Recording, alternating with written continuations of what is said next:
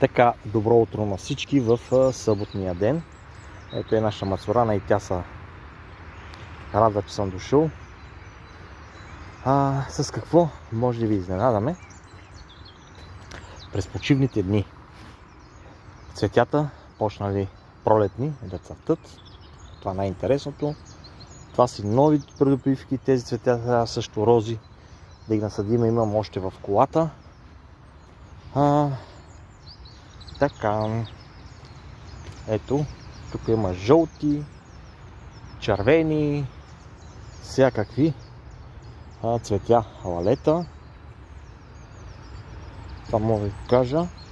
А също така почва новият живот през пролета и в нашите тайхи или басейнче с нашите лили и други придобивки водни цветя. Те са